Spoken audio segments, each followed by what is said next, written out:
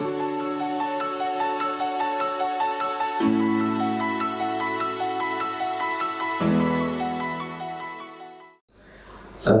M. Alain Jeunesse, il sera donc l'animateur de cette conférence, et donc ses collègues. Et je ne vais pas parler plus longtemps, je vais le laisser parler parce qu'on a peu de temps pour tout expliquer.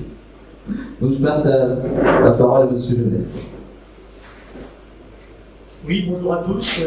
Merci d'être venus et merci à la bibliothèque de Saint-Pierre-des-Corps de nous accueillir. L'idée, c'était de présenter un peu les nouvelles technologies, l'évolution des TGV et d'aboutir vers le TGV 2020 ou le TGV M. Certes, il s'appelait 20 avant, TGV M maintenant.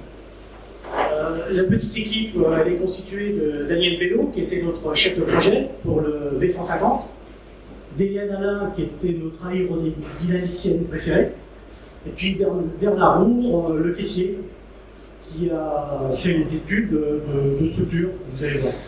Donc personnellement, à la jeunesse, moi je suis plutôt l'électricien de service, et j'ai participé à la conception, à la réalisation de la chaîne de traction, justement pour faire ce type de record. Allez. Donc la question qui m'a été posée par la bibliothèque de Saint-Pierre-des-Corps, c'était à quoi ça sert un record? On se gratte la tête, on essaye de réfléchir comment on va pouvoir y répondre, simplement. Donc l'idée, c'était de dire, je repars un petit peu de l'héritage de nos anciens, j'essaye de voir comment nos anciens ont fait évoluer la vitesse commerciale, quelles sont les leçons qu'ils nous ont données.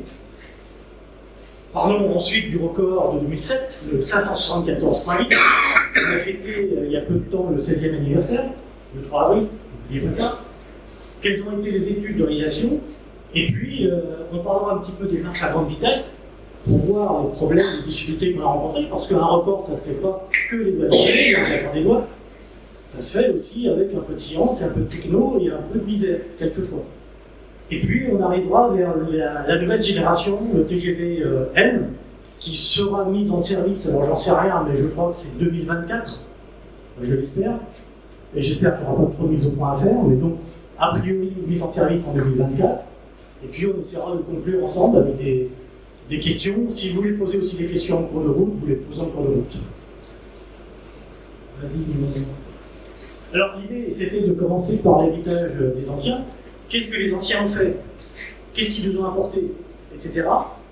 Je commence tout de suite avec un coup de chapeau de mes anciens 331 km/h en mars 1955, avec une CC, la CC 7107, et puis la BB, la Fléville, dont j'ai présenté la photo ici.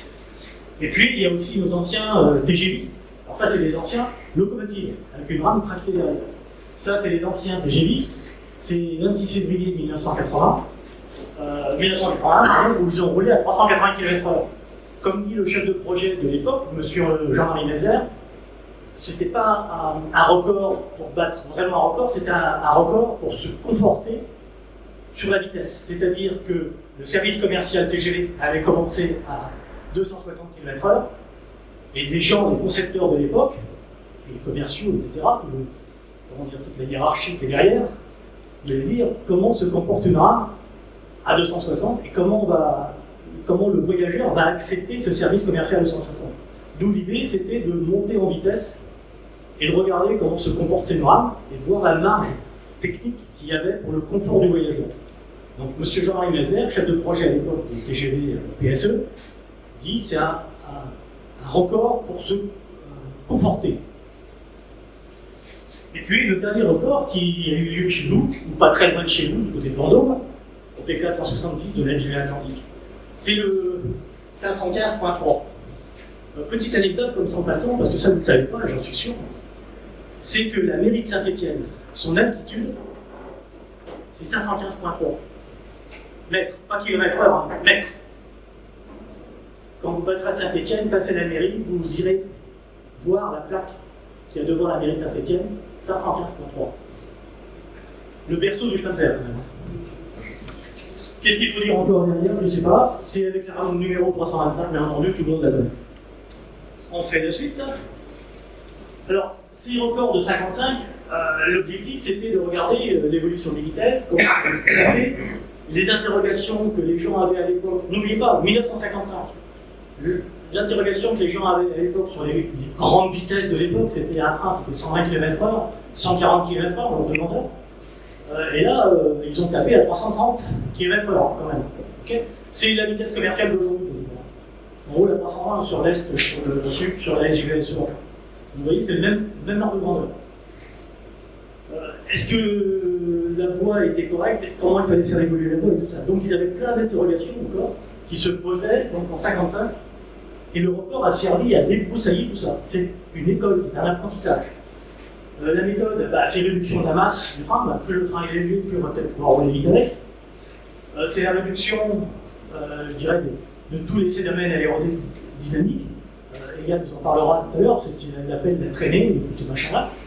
Et puis, ce que ça permet de dire aussi, c'est est-ce que l'alimentation électrique, comment il faut la renforcer, qu'est-ce qu'il faut faire? Surtout que là, nous étions en 1500 volts, en 1500 volts. Donc 1500 volts, ça veut dire que c'est presque 8000 à 9000 ampères qu'il faut capter pour rouler à cette vitesse de 330 km/h. Donc ça veut dire qu'il faut du cuivre à la caténaire. Et il faut des archets, des pantographes, le truc, le machin qui caresse la caténaire, qui capte le courant, c'est lui qui fait le boulot. Les résultats, on roule sur une ligne classique dans les Landes à 331 km/h. Vitesse phénoménale, exceptionnelle, en dérangeant un petit peu la voie. Ok, d'accord. Ça nous a appris qu'un bogie qui était lourd, comme un bogie de locomotive, il fallait tenter de l'alléger. Et, si possible, l'agrandir. Déjà en 1903, nos collègues allemands qui avaient roulé avec une automotrice à 210 km/h, rappelez-vous, les essais, certains de la fac, là, ont l'image, je dirais, dans la tête, l'automotrice avec ses 3 bras qui captaient le courant électrique, le courant triphasé, comme à la maison presque, avait déjà roulé à 210 km/h, et ils avaient déjà conclu à cette époque-là que le bogie, il fallait qu'il soit suffisamment long. Plus un bogie est long, plus il est stable. En gros, je vais peut-être me faire contredire un peu par les dynamiciens, mais c'est à peu près ça. C'est-à-dire qu'un bogie très court, c'est un bogie qui va zigzaguer. Il est plus long, il se portera mieux. Donc tout ça, c'est été fait. Donc le bilan, c'est une locomotive classique plus des voitures. C'est l'autorisation des trains, les faire rouler à 140, puis 160, puis 200 km/h sur la ligne du sud-ouest, donc d'étendre, d'Illerval là-haut, jusque vers Orléans, et ensuite sur Vierzon, puis ensuite sur la partie Bordeaux. Donc toutes ces étapes-là ont été, je dirais, gravies ou avancées grâce à tout ce travail qui a été fait par nos anciens. Thomas. Et voilà, un petit bilan comme ça aussi pour passer. C'est l'ensemble des progressions de vitesse. Alors, en bleu en bas, c'est la vitesse commerciale sur les lignes classiques. En rouge, c'est la vitesse commerciale sur les LGV. Et tous les essais qui ont été faits, 243 en 1954, 331 en 55, 318 avec un TGV 001 dans les Landes, 380 avec le TGV Sud-Est, 390, allez, on peut dire 400. On peut le dire, Daniel, 408, 409 avec la rame 88, on peut le dire, moi. Oui, tu le dis. On est entre nous, j'ai pas le droit de le dire, mais bon, d'accord? Vous le répéterez pour 409, donc un peu plus que les Allemands, vous voyez ce que je veux dire? Juste, mais pas beaucoup plus. Hein. D'accord, ils avaient fait 410, nous on a fait 408, 409. Juste, tac. Non, ils avaient fait 407. Ils avaient fait 407. On avait interdiction de dépasser le 407. On avait un, ouais. C'est Daniel qui le dit, c'est pas moi. Hein. C'est toi qui l'as dit. Hein. C'est ça, c'est justement. Je parle de ça. Voilà. Sud-Est. Sur la Sud-Est. Ouais, c'est la Sud-Est 88. Quand elle a fait les montées en vitesse sur la ligne. C'est lui qui l'a dit, c'est pas moi. Quelle prescription? On a fait ensuite 390 avec la rame 308 par là. C'est aussi la rame 308 sur la partie du côté de Bordeaux, dans la cuvette. Hein. Il y a des centres sur le Loir. 408,4 avec la rame 88, bon voilà, j'ai écrit, bon, vous pouvez l'oublier. Le 510 avec la 515, puis le 515.3 avec la 325. Et puis le 568 km/h un jour, parce qu'on a demandé à Eric Pétain, qui était le producteur, de faire 5, 6, 7, 8. Il a fait 5, 6, 8. Il a oublié le 7. Tant pis. Et puis le 574 qu'on dit. Voilà, tous ces essais, toutes ces manips, ces travaux ont permis justement d'aller vers une évolution de la vitesse commerciale, donc à 200 km/h, même 220 km/h avec le TGV sur les classiques. Alors n'oubliez pas, le TGV, oui, le matériel, oui, il peut rouler, mais n'oubliez pas qu'avec, pour progresser, il faut la voie, il faut la caténaire, il faut les installations fixes de sous-station, par exemple, etc. Il faut la civilisation qui va avec. Notre chemin de fer, c'est un système. Et c'est un système où on marche ensemble, en équipe. Ne jamais oublier ça. C'est tout le monde avec, et pas tout seul. Fondamental. Tac. Ouais, c'est la technique qui ne suit pas toujours. Hein, alors, la piste pour ce record 574.8, c'est la LGV Est. Vas-y, appuie. Alors là, il faut que tu appuies. C'est la LGV Est. Donc 2 ans avant sa mise en service, donc on est en avril-mai 2005, on commence à discuter, les collègues de RFF, parce qu'à l'époque, c'était pas encore SNCF Réseau, c'était plus SNCF Infrastructure, c'était RFF qui avait le monopole qui était prioritaire des voies ferrées, et c'est lui, sa première construction de LGV. C'est RFF qui l'a fait. Et les collègues de RFF nous disent, on a une ligne nouvelle, on a probablement 300 km de libre, est-ce que là-dessus, on pourrait faire un truc? Voilà, roulez vite.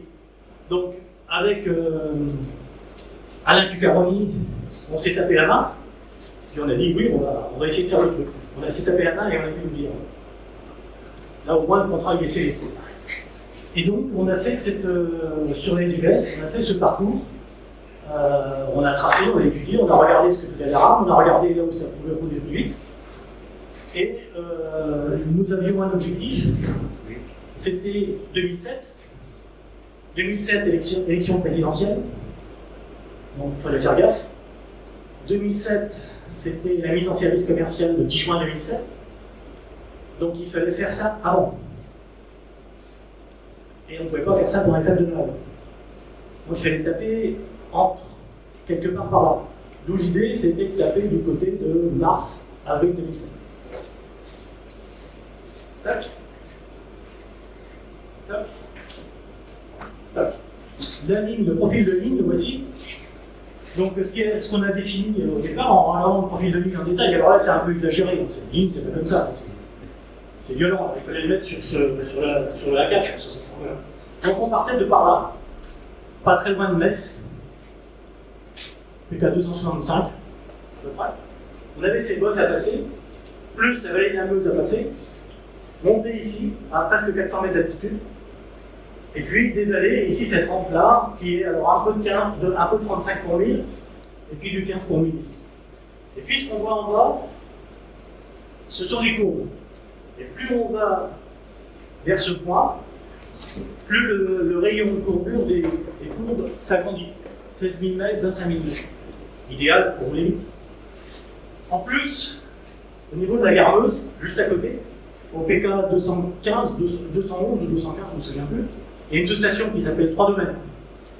Si on définit la zone d'essai entre ici et là-bas, on a la sous-station uniquement qu'on peut.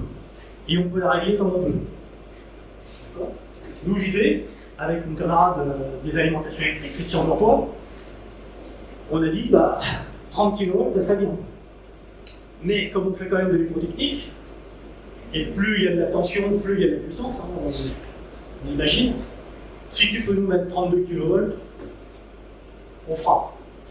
Donc Christian Bourgois s'est arrangé avec les gens de Nancy, le dispatching, alors je ne sais jamais s'il faut l'appeler RTE ou EDF ou je ne sais pas pourquoi, le dispatching électrique de Nancy, pour que l'alimentation de la sous-station de 3 domaines soit entièrement pour nous.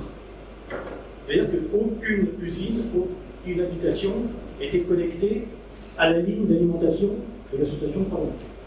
C'était pour nous. Et donc on arrive à un endroit où la vitesse maximale se fera entre le kilomètre 194 et 191. Impeccable, il n'y a plus qu'à bosser maintenant. Alors on bosse. Donc, je vais passer la main à Eliane, l'aérodynamique. Les essais en soufflerie, c'est elle qui les a fait. Une fois que la ligne a été définie, il va falloir concevoir la rame. Donc on a commencé à travailler fin 2005 au niveau aérodynamique. Le premier objectif, c'était bien sûr de réduire la traînée aérodynamique de la rame, puisque à haute vitesse, la partie aérodynamique rentre pour 90% à peu près sur la résistance à l'avancement. Plus on limitait la résistance à l'avancement, plus on avait la possibilité d'aller sur la zone. Donc pour ça, on a fait une maquette échelle 1/15e. Donc on a fait des essais soufflerie à la soufflerie de l'IAT Saint-Cyr en région parisienne. C'est une soufflerie qui a été financée par les SNCF dans les années 70 et qui est composée, on le voit sur les photos, d'un papier roulant. Effectivement, quand vous passez en soufflerie, si vous mettez le train directement sur le sol, vous avez un sol fixe et un train qui est fixe, donc on ne reproduit pas la réalité. Donc pour reproduire plus ou moins la réalité, il faut mettre un papier roulant, comme ça on a un écoulement sur le train qui est à peu près similaire à un train qui est mobile sur un sol fixe. Là on est inversé, puisqu'on a un train qui est fixe sur un sol mobile, on souffle à la vitesse de vent que va avoir le train, enfin, une vitesse un peu plus faible, et du coup ça nous permet de reproduire effectivement les conditions réelles. Donc on a commencé par mesurer la traînée aérodynamique d'une rame télévisuelle de base, normale. Ensuite, on a la rame du record, elle avait des grands roues. Donc on a, dans un deuxième temps, on a mesuré la traînée aérodynamique d'une rame avec ses grands roues. Il faut savoir que quand on met des grands roues, du coup, on augmente la hauteur sous caisse du train et du coup, on augmente la traînée. Donc déjà, ça ne marchait pas très bien, on allait rabattre ce qu'on voulait. Et ça augmente à peu près 10%, le fait de mettre les grands roues. Donc c'est énorme en termes de traînée. Et donc après, une fois qu'on a eu notre train de base avec les grands roues, il a fallu tester différents dispositifs pour réduire la traînée. Donc là, vous avez quelques exemples. Donc sur la première photo, par exemple, on a la modification des trames et la modification du dessous de caisse. Comme on avait mis des grands roues, on a augmenté la hauteur sous caisse, donc on a vu qu'on avait augmenté la traînée. La première chose simple à faire, on a rajouté des équipements pour réduire la distance entre le sol et le dessous de caisse. Et rien que ça nous a permis un gain de traînée sur la motrice qui est important. C'est ce qu'on peut voir là en soufflerie. Après, un autre dispositif qui nous a permis un gain important, c'est bien sûr de fermer la cavité ponton de la première motrice. On sait que c'est des zones fortement turbulentes, c'est des zones qui contribuent beaucoup à la traînée. Sur la rame de corps, on n'avait pas besoin d'avoir deux pontons, on captait avec le ponton arrière. Donc du coup, on a carrément fermé la cavité ponton avant. On a vérifié en soufflerie le gain qu'on avait par rapport à cette fermeture. Et un troisième exemple, c'est le revers d'eau. Du coup, la zone en dessous le pare-brise du TGV ici.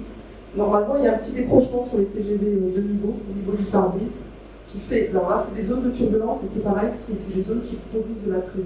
Sur la rame de corps, du coup, il y a eu un cadre spécifique qui a été fait et on a mis le vitrage en alignement. Ce qui fait qu'on a une forme avant beaucoup plus propre et on a un gain en traînée qui est non négligeable. Donc on a fait, alors là, il y a trois exemples. On a testé beaucoup de dispositifs dans les césures, toutes les zones contributrices, c'est les zones Bosing, les zones césures, les zones tantôt dont j'en ai parlé. On a testé plein de dispositifs sous caisse, au-dessus caisse, finalement on les a présentés au chef de projet et on a retenu tous ceux qui permettaient d'avoir un gain suffisant pour obtenir l'objectif qui était fixé à l'époque.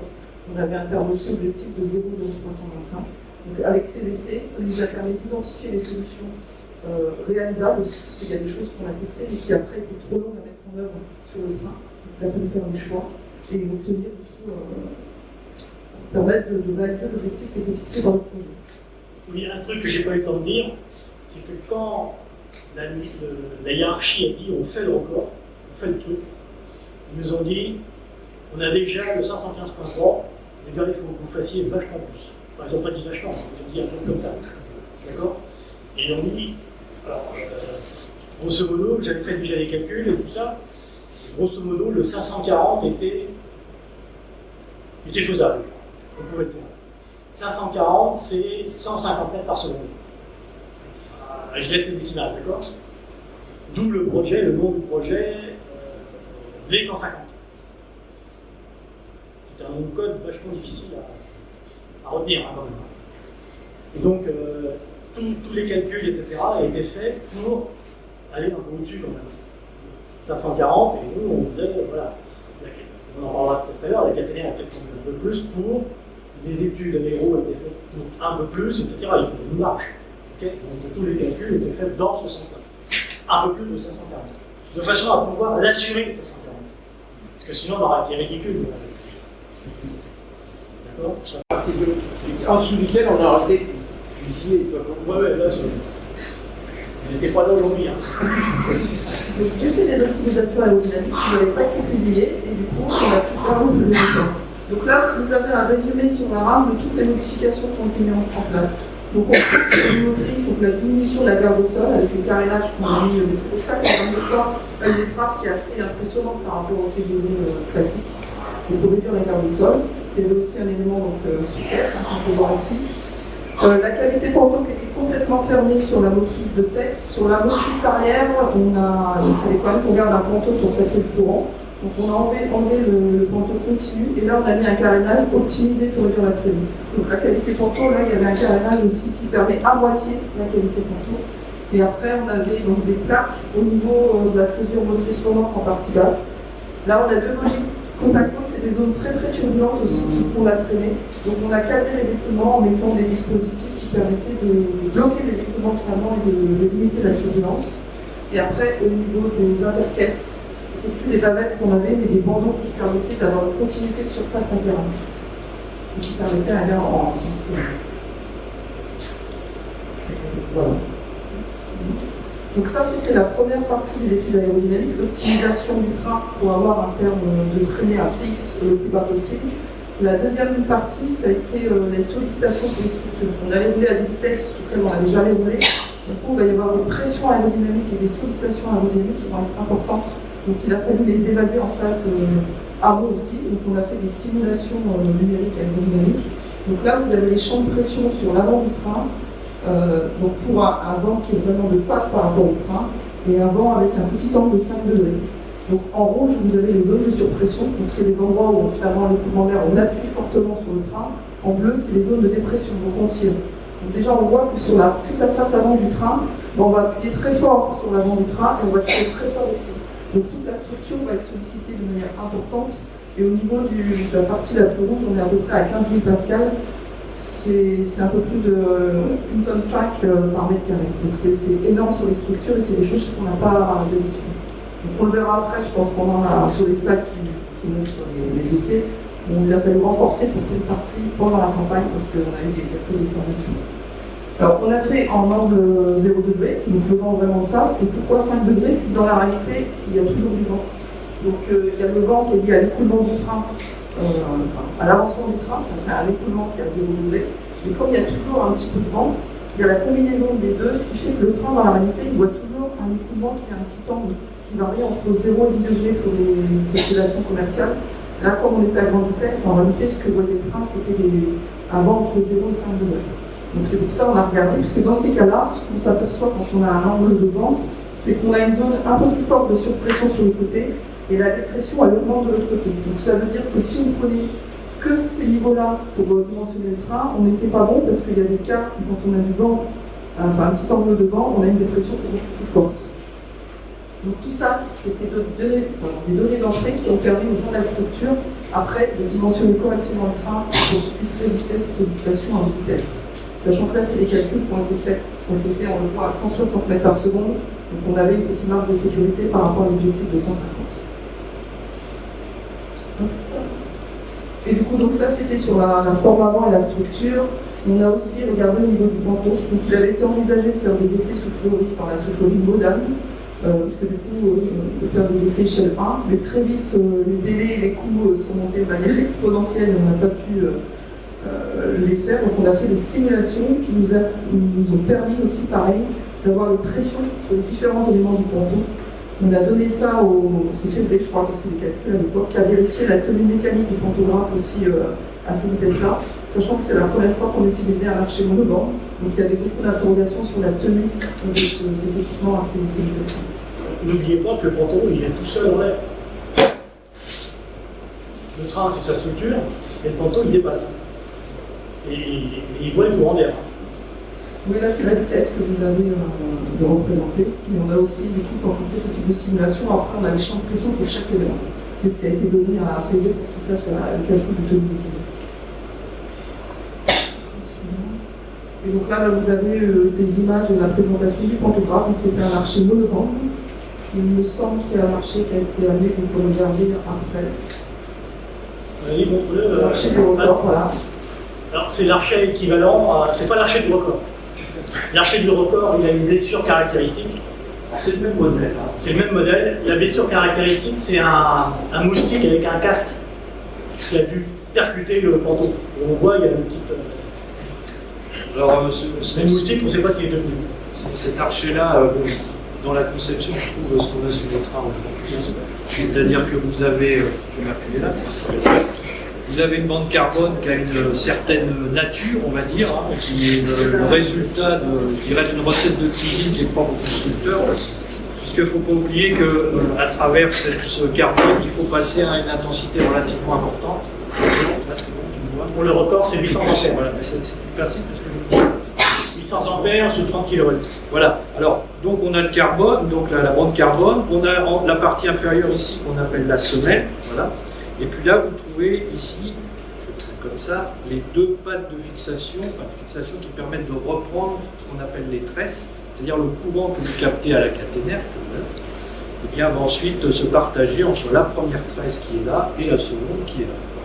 On a en plus un dispositif additionnel que vous voyez ici, mais ça vous verrez aussi tout à l'heure plus précisément, un dispositif pneumatique qui permet de détecter une éventuelle rupture ou cisaillement de l'archet et qui permet aussitôt de le faire tomber, c'est-à-dire de faire descendre le pantographe, parce qu'auquel cas on pourra avoir évidemment des dégâts assez importants à l'infrastructure. Voilà. Donc voilà le montage en gros, sachant que la caténaire que voilà, donc ça c'est un modèle qui appartient. C'est le modèle de l'LGVS. Voilà, LGVS, hein, le 3 avril. Voilà. Donc ça se présente comme ça. Donc finalement les 800 ampères sont passés passent là-dedans. Et donc je vous laisse imaginer la surface de contact qui est, si vous avez fait un peu de dessin technique, on appelle génératrice, hein, globalement, intersection cylindre-plan. Donc finalement on se retrouve comme ça. Et puis on a un balayage grosso modo l'ordre de grandeur entre l'axe et puis les deux extrémités, en gros plus 200, moins 200 mm, hein, et on balaye comme ça. Alors évidemment, plus on va aller la surface de contact, c'est une case de 1 euro. Voilà. Donc on a ce dispositif-là, donc les 800 ampères quand on est plein pot, on va faire la grande vitesse. Et puis après, tous les phénomènes aérodynamiques que vous avez expliqué bien tout à l'heure au comportement de cet archet, lorsque vous avez vu sur le dessin tout à l'heure, les zones de forte pression, les zones de dépression. Donc lui il est tout seul là-haut et il va faire le taf. Son objectif, c'est de caresser la caténaire pour capter les 800 ampères. Voilà. Il est docile, très docile avec la caténaire. Il ne faut pas la faire chuter. Il ne faut pas pousser trop fort. Et c'est qu'un petit fil de cul. Hein. Et la force d'appui sur la caténaire. C'est comme les Gérard, il a fait. Ça se règle en cours de route. L'arc de grandeur, c'est quoi? Je sais plus. Quand je regarde les rapports, je sais plus. C'est 75 kg. Non, Newton. Non. Plutôt dans ces eaux-là. Je sais plus. Aux alentours des 7-8 kilos. Ouais, les ordres de grandeur, c'est par là. Les ordres de grandeur, c'est ça, c'est tout. Ouais, 70, 80. Ah ouais. C'est pas si lent que ça. Sachant que, vous avez vu, le ponton, il est tout seul en l'air, et l'air appuie sur son genou, finalement, qui a tendance à le faire monter. Et puis il y a des turbulences qui ont tendance à le faire monter. Donc c'est un ponton qui a une commande, je dirais, il y a un calculateur derrière qui ajuste la pression en fonction de la vitesse. D'accord. Et le calculateur, il se programme un peu avant départ, et après on ne touche plus, quasiment plus.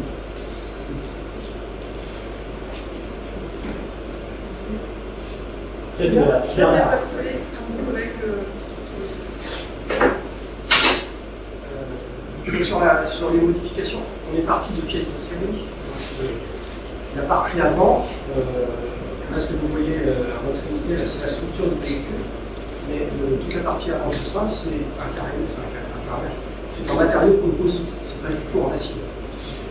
Donc on est parti de pièces de série et pour modifier les trains, les trains en matériau composite, on l'a remplacé par des trains métalliques pour une question aussi de sécurité, parce qu'en cas de petit choc, on puisse quand même évacuer un obstacle.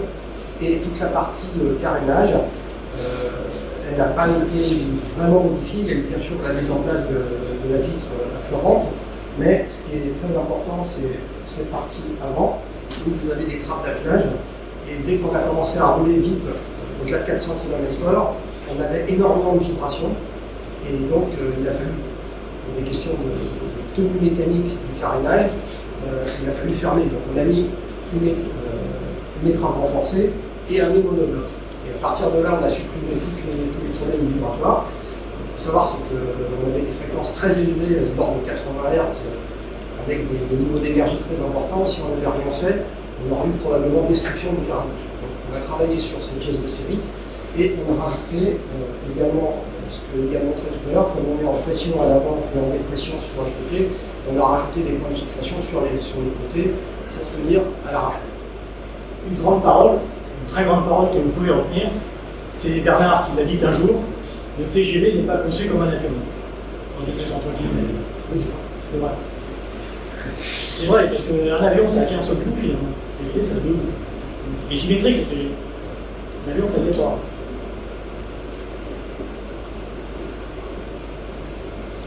Donc là, c'est la mise en place du vitrage. Alors, là, c'est pareil, le vitrage, il a été renforcé. Enfin, le vitrage, c'était un vitrage, mais par contre, toute sa fixation a été renforcée pour qu'en cas de choc, on n'ait pas risque d'intrusion dans la cabine. Il faut savoir quand même qu'il y a une puce qui a tapé, un oiseau qui a tapé à vitesse plus de 500 heures, je pense.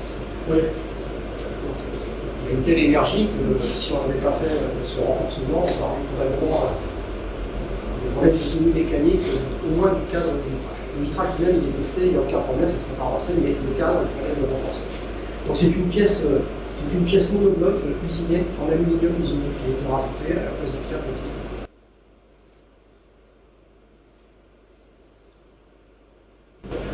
Voilà. Après, c'est pas ce que les parties mécaniques Oui, pour cet ensemble, pour ces essais-là, ce qui était important, c'est la sécurité.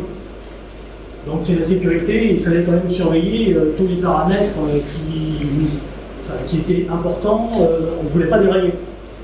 C'eût été joli à la télévision, mais pas très correct. Nous n'aurions pas été là aujourd'hui, c'est pareil. Donc l'aspect sécurité, les bogies, le captage, des choses comme ça, tous ces aspects-là, la tenue sur la voie. Et puis l'autre partie, c'est la surveillance des équipements, savoir comment ils fonctionnent. On n'avait jamais roulé à Celica, on est d'accord. Donc aujourd'hui, ce qui était très intéressant aussi, c'était pour l'avenir, préparer l'avenir, c'était l'investigation, stocker des données, regarder comment ça se comportait. Et puis un autre truc qui était aussi fondamental, c'est quels étaient les codes de calcul. Vous avez vu, Eliane a fait pas mal de calculs pour prédire un peu l'avenir, pour prédire comment ça allait se passer.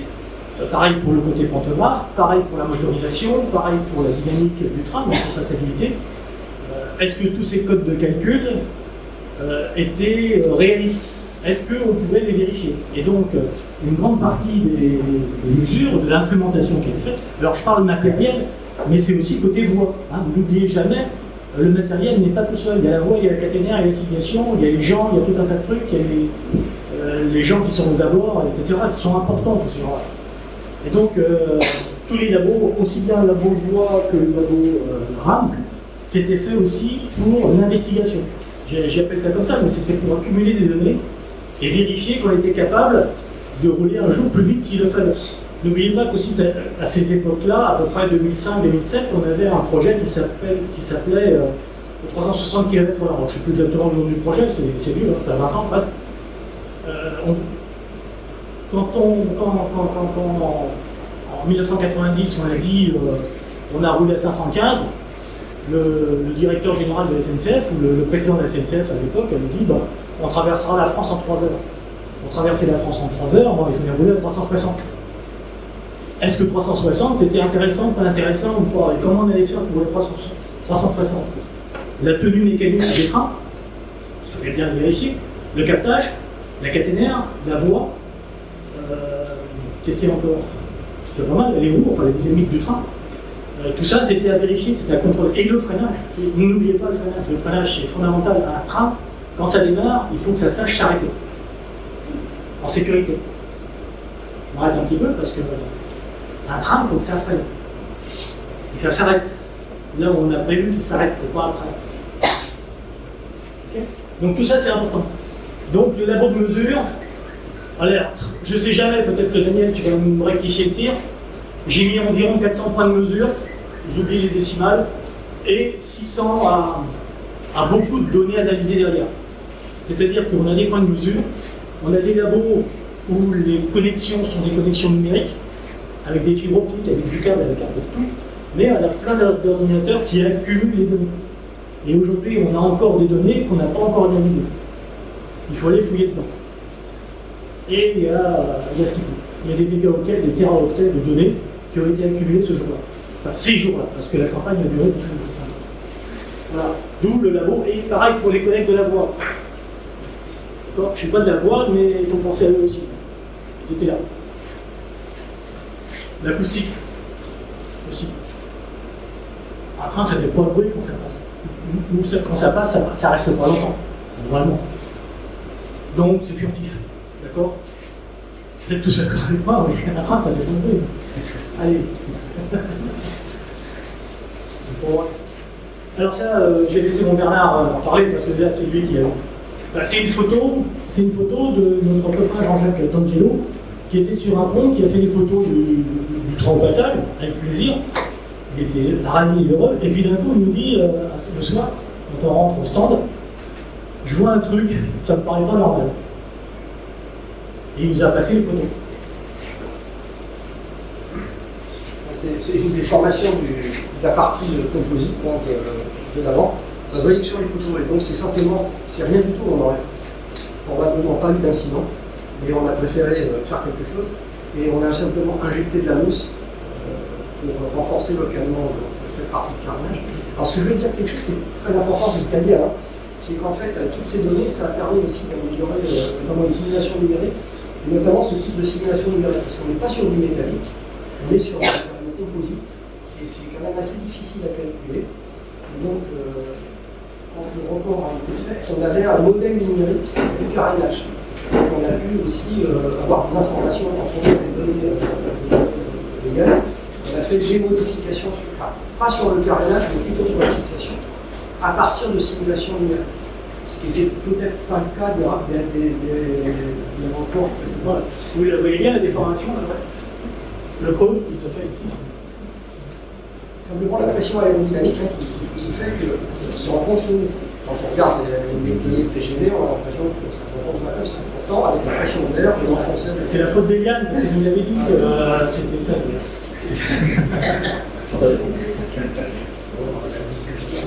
Qu'est-ce qu'il y a derrière ? Ah bah ça c'est toujours pour toi. Oui, c'est pareil, ça fait partie des. C'est le véhicule qui est au milieu de l'R4, donc c'est le bar sur les rames. Le niveau, c'est le bar. Et en dessous, vous avez des équipements électriques avec des persiennes qui permettent à l'air de rentrer et de refroidir les équipements électriques. On s'est aperçu au bout de quelques marches qu'on commençait à avoir des fissurations. On avait des fissurations sur les. Là, ce sont des parties métalliques. C'est de l'aluminium, mais et ça va très très vite, en quelques marches. Et on a eu du mal à comprendre ce qui se passait. À un moment donné, on s'est dit, comme on est tout le temps dans le même sens, et qu'il y a des ouvrages d'art, ça répond, ça doit avoir une sollicitation supérieure à ce qui est. Il faut bien dire que c'était d'un seul côté. Et c'était que d'un seul côté. Et donc on a dit, il se passe quelque chose, on ne sait pas quoi, donc on a reparlé. Et on a modifié ces persiennes, en fait, à un moment donné, elles ont été modifiées, on est revenu avec des persiennes type locomotive avec des persiennes verticales. Donc on a tourné certaines persiennes à 90 degrés et le phénomène a disparu. Mais c'est probablement le fait des ouvrages d'art qu'on croisait à grande vitesse qui donnait une impulsion. En commercial, vous ne l'avez pas ça.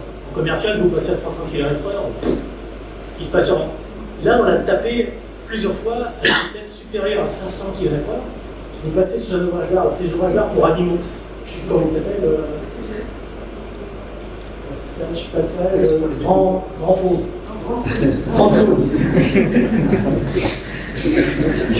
C'est ces trucs-là, voilà, ces ouvrages-là. Ok. Et quand vous passez dessus, nos collègues aérodynamiciens ont regardé, on fait la mesure. En regardant, et c'est un choc, un coup de poing. Vous voyez, c'est une impulsion. Comme si vous donniez un coup de poing à chaque passage sur l'ouvrage. Et ça se comprend. C'est la pile de pont là. Votre train arrive là, et l'air qui est comprimé entre les deux ben, vous faites comme un coup de poing. Et ça, au bout d'un certain temps, plusieurs passages comme ça, à grande vitesse, plusieurs coups de poing, à un moment donné, ça casse. C'est de la fatigue accélérée. Et ça peut servir justement pour les trains suivants à regarder un petit peu mieux les persiennes. C'est la même claque. C'est la même chose, sauf que là, c'est avec un ouvrage là qui est fixe. Et du coup, c'est effectivement des variations de pression à gradient très, très importantes. Donc, c'est vraiment une claque. Une surpression. Si on appuyait, on tirait très fort. Donc, ça va solliciter. Alors, si vous. Voilà, vous avez une claque, ça va. Deux claques qui commencent à rouler. Pas claque très forte, vous avez mal. Un truc que vous pouvez remarquer, vous parcourez la LGV, vous regardez les ponts, quand vous regardez un pont routier, ce sont des piles. Plusieurs piles. Quand vous avez un ouvrage PGF, là, c'est un mur en béton. J'ai demandé aux collègues qui font les ouvrages d'art comme ça, pourquoi? J'ai jamais eu de réponse. Ce qu'ils pourraient faire sur les nouvelles LGV 600% d'autres un jour, bah, c'est l'écarter un petit peu de façon à ce que le coup de poing soit moins violent.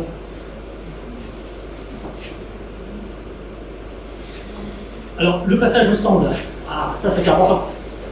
N'oublions pas nos petits collègues qui travaillaient toutes les nuits sur la rame des 150 pour la remettre à niveau, pour la remettre en état, et pour la surveiller, pour voir comment les roues, les boudins de roues, etc.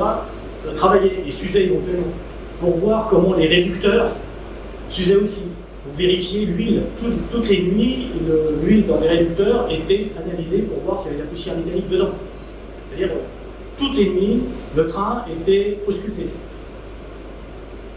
N'oubliez pas que j'avais parlé de sécurité, c'en est aussi ça. Un réducteur, un tripode, un truc comme ça, quand ça casse, ça fait mal sur le train. Donc tous ces trucs-là étaient contrôlés sur les boudins de roues.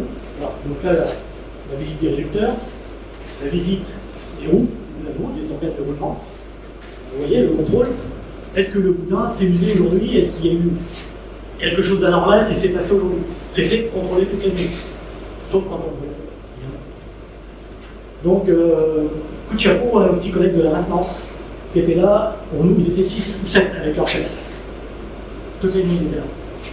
Alors là, j'ai mis les organes de roulement, le réducteur, mais il y avait aussi pour la caisse, il y avait aussi pour la partie électrique, il y avait aussi. Bah, le captage, que dire? C'était super. C'était super. Donc 574 km/h, 0,8. 700, je vous ai dit 800 ampères tout à l'heure. Okay. Là, au moment où on a fait la photo, il y avait 776 ampères. Efficace qui passait. D'accord? Sous 30,2 km. Hors de grandeur, ça fait 24 MW qui passent au contour. 24 MW. Ça fait quand même pas mal de machines à laver. D'accord? La vitesse critique de la caténaire, alors pourquoi? Alors vous allez dire, poser la question, pourquoi vous n'avez pas roulé à 600 km/h? Qui est-ce qui pose la question? Voilà, monsieur pose la question, pourquoi vous n'avez pas roulé à 600 km/h? Parce qu'on n'avait pas prévu de rouler à 600 km/h. 1. La rame, il faut mettre de la puissance. Pour mettre de la puissance, avec ce qu'on avait, c'était pas forcément évident. D'accord? Ce qu'il fallait aussi, c'est que la voie, on n'avait jamais roulé à cette vitesse-là. Donc 600 km/h, ça faisait, oui, au départ, grand point d'interrogation. Et deuxièmement, la caténaire. La vitesse critique. Alors, la caténaire, c'est une corde. Je ne vais pas dire une corde à piano, je ne sais pas si le terme sera correct, mais c'est une corde. Et quand vous captez du courant, quand vous l'excitez avec un pantographe qui essaye, alors je ne dis pas l'exciter, mais quand le pantographe caresse, vous voyez les petits pendules qui se tortillent. Ici, là, on en voit un, il y en a un autre derrière, etc., qui se tortillent. C'est-à-dire que la caténaire, elle résonne. Elle résonne, c'est une résonance mécanique. Et cette résonance mécanique, la vitesse qu'il ne fallait pas dépasser, sa résonance mécanique, c'est 600 calculé par rapport à la tension mécanique de la caténaire, sa vitesse critique, celle qu'il ne fallait surtout pas dépasser, parce que sinon on la faisait tomber.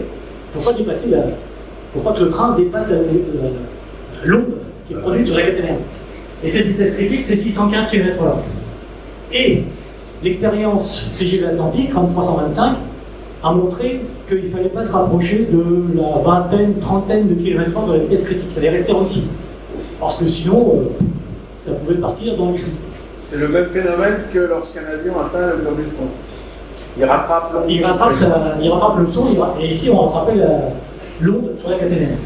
D'où il était sûr qu'on resterait en dessous de 570-580 km dès le départ. Sachant que notre objectif, c'était toujours 540. Objectif officiel. Mais l'objectif des techniciens, si on peut, mais sans dépasser les 570-580. Alors voilà, notre Gérard Audito qui règle son panneau avec un PC. Il n'y a plus besoin de monter en toiture, mettre les petits ailerons, mettre les petits machins et tout ça, mettre le ressort, carré. Le panneau, il est commandé à partir du PC. Il y a un ordinateur, enfin une carte de calcul qui est programmée, et reçoit les ordres, et elle gère la pression, enfin la force que le bandeau va exercer sur la caténaire en cours de route en fonction de la vitesse. Et là, Monsieur Audito connaît les valeurs numériques. Je ne connais pas. Je m'excuse, hein, c'est comme ça. Voilà. Donc l'archet vous a été présenté, c'est un archet monobande. Alors, c'est le seul archet européen qui a circulé sur les GBS à l'époque. C'est l'archet de 1m600, 650, 600.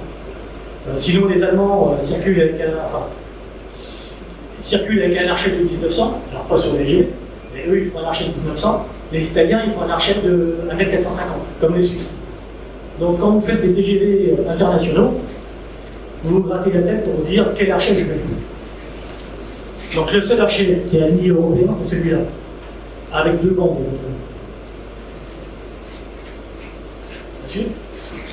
Alors là, c'est pareil, coup de chapeau à nos anciens quand même.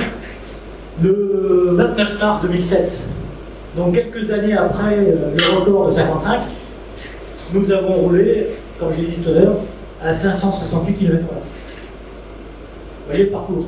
Et au kilomètre 194, puisqu'on voyait qu'on allait dépasser une certaine vitesse, le directeur des essais, M. Bouvert, a dit on coupe. Vous voyez la coupure de l'effort, la coupure de la vitesse là, il est franc. Donc ce jour-là, on savait qu'on atteindrait les 570, à condition que la tension caténaire soit bonne, que le vent soit bon, que la météo soit avec nous, surtout et l'œil, tout ça soit avec nous, pour pouvoir dire que le jour J où il y aura les journalistes à bord, où la presse sera convoquée, on puisse faire le 570.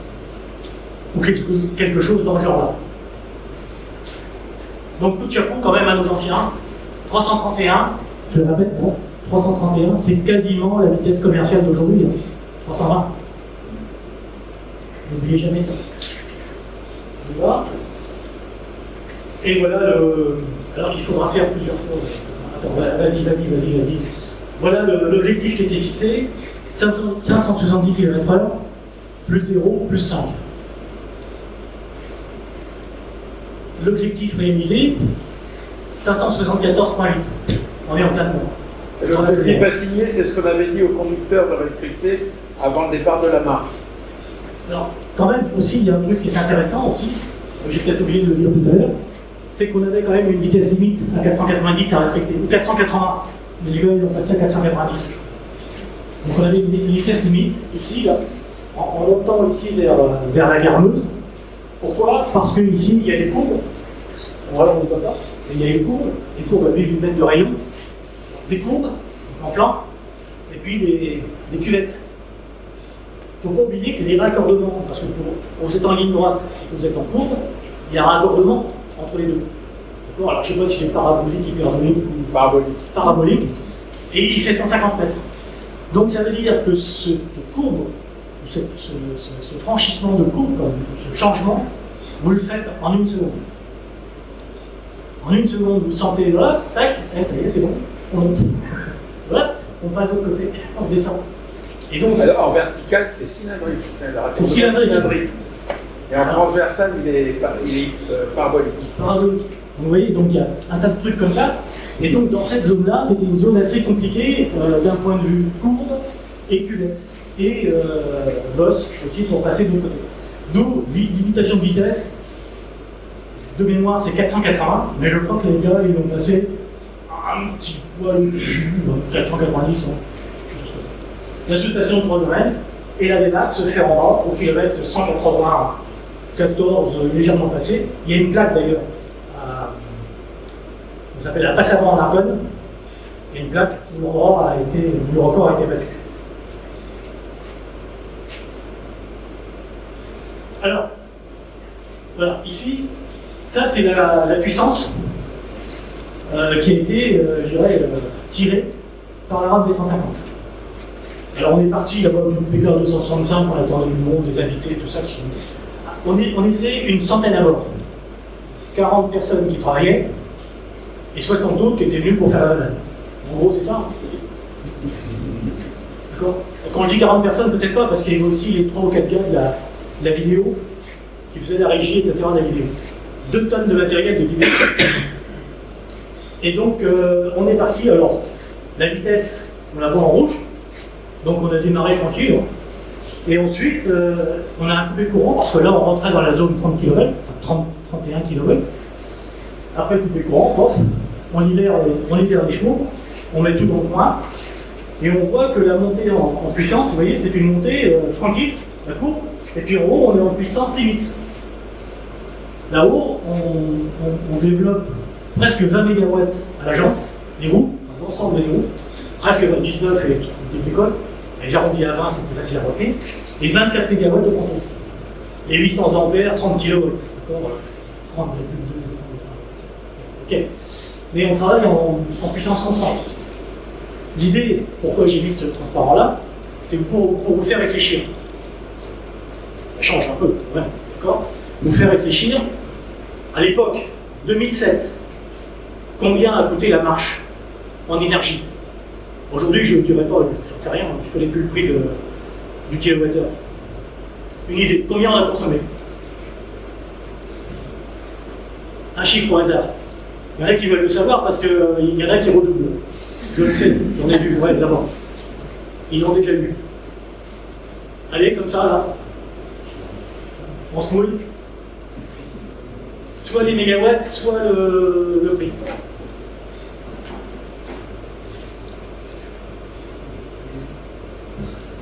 Ah, j'attends, hein, moi, je suis pas pressé. S'en fout, là, notre train à 17h25. 20 000 €.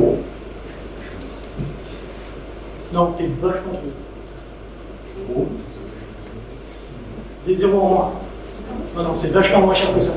Alors, j'étais en 2007. Le kilowattheure, c'était de l'ordre de 8 centimes à l'époque. 8-10 centimes, 10 centimes. À l'époque. Aujourd'hui, je dis rien. Aujourd'hui, je ne sais pas. Aujourd'hui, je n'ose rien dire. 1 000 € peut-être? Même pas. Non, vas-y, donne-moi un petit machin là. Voilà, le sprint, finalement, il dure à peu près. Ah oui, juste sur le sprint. Il dure 1200 secondes. 1200 secondes, ça fait quoi? Ça fait. Pas sur la marche, j'essaie D'accord, une dizaine de minutes. D'accord. Et la montée en vitesse, le sprint, pardon, il dure 600 secondes et la montée en vitesse, 300 secondes. En gros, hein, je laisse aussi les décimales. Donc là, ici, vous avez un triangle. Alors, il y en a qui ont fait de la géométrie, classe Robret, tout ça, avec le triangle rectangle. La hauteur par la base, divisé par 2. Ok.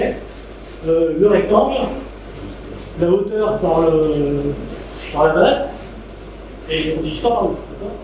Vous remarquez qu'il y a 300 secondes à puissance constante, à peu près. 24, alors on dit 24 MW ou 20 MW, comme vous voulez. 20 MW à 300 secondes. 300 secondes, il faut aller passer en heure, donc vous faites le calcul. L'autre, la montée en puissance, là, c'est la moitié de ce qu'on va trouver. Et grosso modo, on va trouver 3 MWh. Donc le sprint, qui a été fait là, ici, en gros, 600 secondes, 100 minutes, 10 minutes, 12 minutes de sprint, ça fait 3 MWh. Vous multipliez par 8 centimes, d'accord, ça vous fait 240 €. Même 300 €, on arrondit à 300 €. 100 personnes à bord, 3 € par personne à bord. Ça valait le coup de se payer le sprint. Donc 3 € par personne. Pas cher pour un tour de manège comme ça. Mais Pendant ce temps-là, là, le petit quart d'heure de sprint, on a fait un peu plus de 100 km. Mais, après, alors ça c'est l'autre question. Qui est-ce qui va me poser la question? Qui est-ce qui la pose? Pourquoi vous reliez dans ce sens-là? Pourquoi vous reliez de Metz vers Reims? La réponse est évidente. Profiter de la France. Non, c'est à Reims, c'est plus. Au niveau Champagne, c'est quand même mieux que Metz. Déjà dû. D'accord. Il vaut mieux aller dans ce sens-là parce que, deux, on a roulé sur voie 1, d'accord, hein, donc de ce côté-là, parce que sur voie 2, il y avait une aiguille de plus à surveiller, à franchir, etc. 3, parce que dans la zone du kilomètre 195, 196, 195, on avait la voie 2 qui nous tenait si on peut, parce qu'on était sur un talus, et la voie 2 nous retenait, parce que si on roulait sur la voie 2, on était au bord du talus, quasiment. Et 3, celle-là je ne vous la dis pas, mais on est entre nous, c'est parce qu'on était à cette époque-là en train de travailler avec nos collègues allemands pour l'ICE3, la mission technique de l'ICE3, parce que le poste sur lequel on roulait là, c'est Paris, Ost-Sud Deutschland, un truc dans le genre. Donc c'est des Paris-Munich. Donc réversibilité, eux ils venaient chez nous.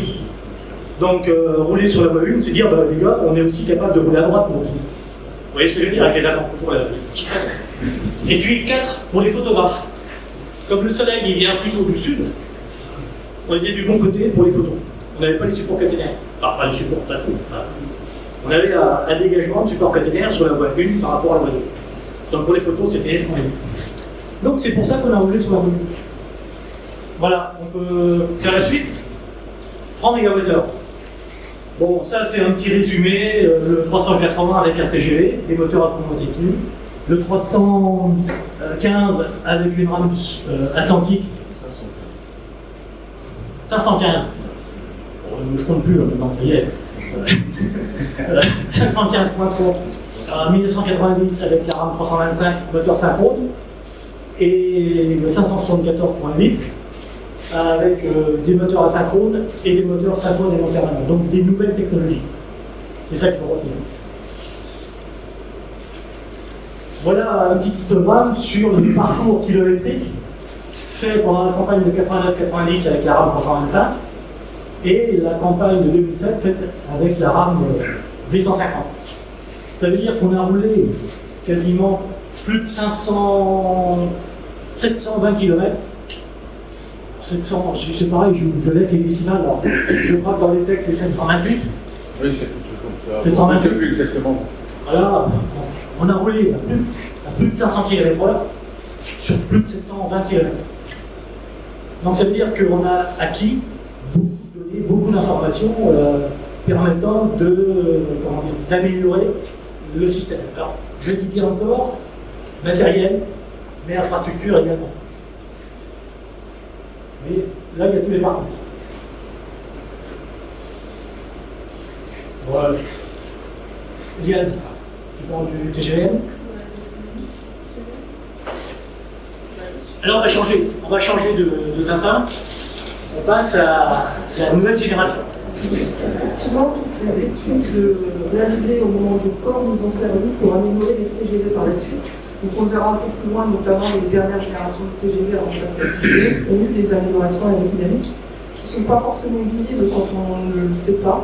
Mais sur les 3 VFC, donc les dernières générations de 2002, on a amélioré la traînée avec différents dispositifs continus au niveau de la qualité des pontos, au niveau des saisonniers remorques et au niveau du revers de pont.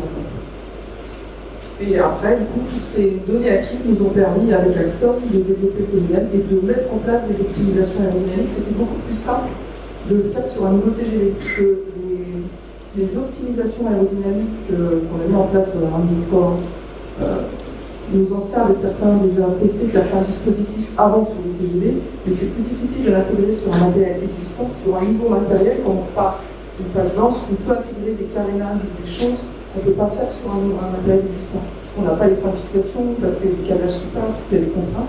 Donc là, dès le début de la conception du TGVM, on s'est réunis en salle de intellectuelle avec les gens de la structure, avec les gens d'écologie, les aérodynamiciens, et on a pu concevoir vraiment le TGVM de manière aérodynamique. Donc on va retrouver des optimisations aérodynamiques qu'on avait sur le corps, notamment les cavités pontons sont beaucoup plus réduites et sont optimisées. Avant toutes les dernières générations de TGV, si on regarde les qualités Panto, elles se ressemblent. Elles sont toutes identiques, elles n'ont jamais été optimisées niveau aérodynamique. Donc là, sur TGVL, il y a vraiment un grand pas qui a été fait et c'est des zones qu'on peut travailler. Au niveau de l'étrave aussi, l'étrave avant, donc, il y a les photos après, on va le voir en détail, mais on va travailler l'étrave. Il y a été faite au niveau des césures motrices remorques. Vous pouvez remarquer par exemple qu'il y a une continuité entre la motrice et le remorque, ce qui n'est pas le cas sur le TGV de niveau actuel. Il y a une cassure à ce niveau-là, et au niveau aérodynamique, c'est pas prévu. Au niveau des césures motrices entre remorques aussi, quand on était en salle de réalité virtuelle, on a demandé au logis, s'ils n'étaient pas très contents au départ, mais d'essayer, on s'est mis en face du TGV, de rentrer tout ce qui est passé du train sur la caisse. Donc du coup, il y a eu un travail qui a été fait au niveau du... Alors il y a des petites choses qui dépassent encore, mais il y a vraiment un minimum. Il y a beaucoup de choses qui ont été rentrées. Et il y a aussi des choses en toiture aussi, au niveau des équipements de toiture. C'est pareil, finalement on a essayé de minimiser tout ce qui pouvait dépasser et augmenter la traînée finalement dans le pays. Je pense qu'on va rentrer dans le détail, voilà. Donc là c'est la rame du corps, donc ça c'était les trappes avant, et la trappe au bloc. J'imagine qu'il y a une image TGV qui arrive, voilà. Donc effectivement, un des retombées du record, c'est comme disait Bernard tout à l'heure, dès qu'on arrivait à une vitesse de 400 km/h, avec des trappes escamotables, il y avait un petit peu d'air qui passait, qui rentrait, et qui avait tendance à ouvrir les trappes. Donc on est passé au-delà de 400 km/h à un monobloc. Et donc ça a été pris en compte sur TGVL, et maintenant on a un verrouillage automatique des trappes. Donc les trappes restent bien fermées, et ça évite qu'il y ait des entrées d'air. Donc d'une part, c'est bon pour la traînée aérodynamique, donc pour la consommation d'énergie, et d'autre part, ça évite qu'il y ait de l'air qui rentre dans la cavité et qui vienne solliciter les carénages sur le côté. Donc le vitrage affleurant, donc on voit ici les 150, donc on va retrouver la même chose sur TGVL. On voit que du coup on n'a plus le décrochage qu'on a sur le TGVL. Alors actuellement il y a un rétrofit sur toutes les rames de niveau.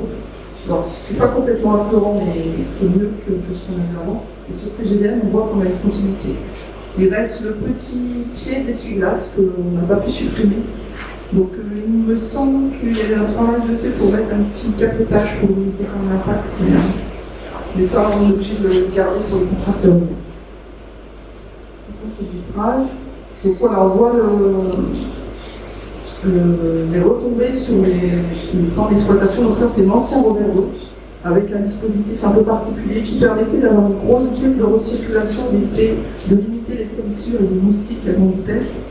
Donc du coup, on a travaillé avec Alstom sur les dernières générations de 2MI, donc les 3 UFC, pour avoir quelque chose où on a modifié cette zone-là. Donc on a une bulle de recirculation qui est un peu plus petite, donc qui permet un gain de conso. On réduit la conso grâce à ça. Il y a 1% de gain sur la traînée. C'est énorme pour un petit élément comme ça. Et on est vraiment sur la partie avant du train. Et tous les TGV, je pense que maintenant ils sont quasiment tous équipés. Toutes les séries de TGV de niveau ont été en rétrofit avec ce niveau Roberto. Il ne doit plus y en avoir beaucoup avec cet ancien.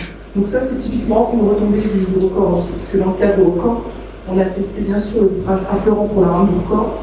On ne pouvait pas le faire en commercial parce qu'il y a toujours l'essuie-glace sur la rame du corps, on a vendu l'essuie-glace. Mais en exploitation, on a besoin de cet essuie-glace. Donc il faut quand même quelque chose qui reste. On ne pouvait pas modifier, je pense, pour une problématique d'inclinaison de la vie.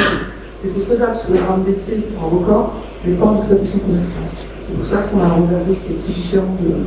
Mais sur le TGVM, du coup, ça a été intégré différemment. Donc ça c'est une Roberto. Donc ça c'est l'étrave.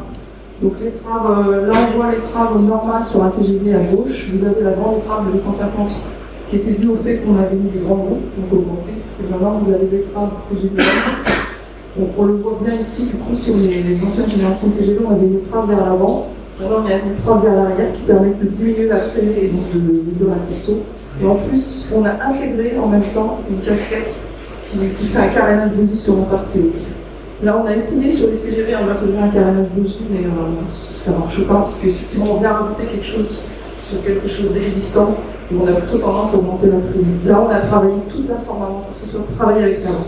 Un carénage qu'on vient rajouter, il y a eu des essais dans les années 90, on a différentes choses, ça n'a jamais fonctionné, ça n'a jamais donné les résultats attendus.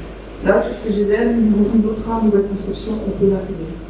Et vous avez peut-être vu aussi, donc ça c'est TGVM, mais on a développé une étrave, une nouvelle forme qui s'appelle l'étrave Coca, vous l'avez peut-être vu dans les publications, Sur les TGV actuels de niveau, on est en train de mettre une étrave aussi avec une forme dans ce sens-là, qui permet de gagner un gain en tension. Parce qu'actuellement, effectivement, on cherche à réduire la consommation énergétique des trains. Et tous les petits gains qu'on peut avoir à droite à gauche sur nos trains, on les met en place. Donc il y a eu des rames pour circuler en essai, service commercial avec ça, et ce sera déployé sur le parc prochainement. Donc les bavettes, effectivement, quand on est en bord de voie, quand on regarde les trains passer, régulièrement, vous allez voir qu'il y a des bavettes. Normalement, elles sont dans la continuité du train, et sous l'effet des efforts aériens. Dans une césure comme ça, il y a un écoulement qui arrive dessous, il y a une remontée d'écoulement dans la césure, donc il vient pousser sur les bavettes. Et régulièrement, on a des bavettes qui se retournent, et du coup, on a des très beaux aérofreins. Donc au lieu de réduire la conso, on augmente la conso de nos trains.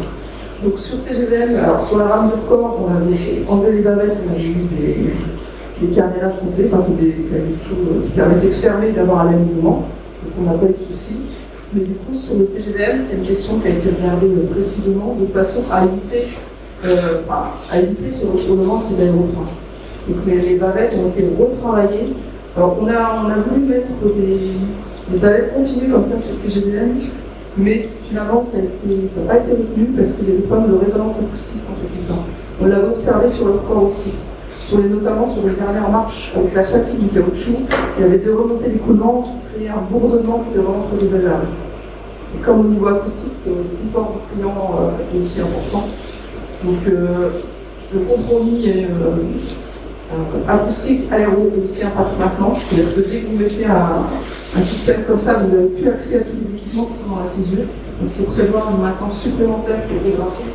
Donc du coup, on est revenu à des balettes de taille aujourd'hui. Non, finalement, on est revenu à la taille qui a été définie sur les anciens TGV, les anciens programmes d'État. On a fait des études en enlevant les bavettes, en mettant des bavettes complètes, en cherchant des optimums en compromis maintenance acoustique et aéro.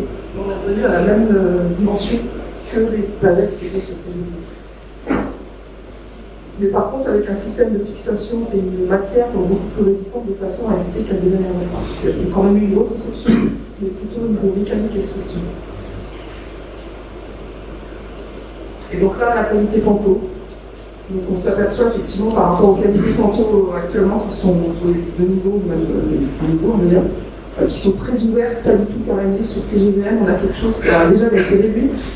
Il y a eu tout un travail pour limiter aussi l'encombrement des équipements de tension en toiture. Ils ont regroupé des choses de façon à ce qu'on puisse caréner au maximum. Donc là on le voit, c'est beaucoup plus petit, c'est bien caréné, et on a un petit déflecteur en amont qui permet aussi de faire une sorte de saut de la qualité Panto au niveau aérodynamique. Donc ça, c'est des gains entraînés qui sont énormes aussi. Donc voilà, ça c'est la photo de la rame 150, encore d'autres images de la qualité Panto. On voit qu'effectivement elle est beaucoup plus réduite et beaucoup mieux carénée. Donc grâce aussi au travail des électriciens qui ont une sorte de réduire. Tout à fait. Voilà. Et là, il y a un petit slide qui résume l'évolution en termes aérodynamiques des TGV. Une première génération de TGV, on s'aperçoit que sur la motrice, il y a un petit décrochement, puis un deuxième décrochement. Donc on a un CX, une traînée qui est à peu près à ce niveau-là. Génération suivante, les TGV Atlantique, TGV Réseau. Puis là, on voit qu'on n'a plus de décrochement sur la motrice. On a quelque chose qui est plus continu. Et sur la première remorque, on voit une sorte de lanterneau dans la forme de goutte. Donc déjà, il y a un travail aérodynamique. Ça permet de réduire la traînée aérodynamique du train. À grande vitesse, hein, ce terme-là, multiplié par le coefficient qui vient bien, ce terme-là, il est fondamental. C'est 80% de la résistance à l'action. Voilà, c'est fondamental. C'est-à-dire que si vous arrivez à le réduire, vous économisez de l'énergie. Vous pouvez éventuellement réduire la puissance de votre train. Ah, c'est le terme qui varie avec le carré de la vitesse. Plus vous allez, plus il est important. Pour un train de fret, on s'en fout, parce qu'un train de fret qui roule à 100 km/h, ce terme-là, il compte. C'est sûr, si vous avez transporté des porte-autos, des étagères, hein, c'est sûr que c'est plus innovant par rapport à des conteneurs et un train continu.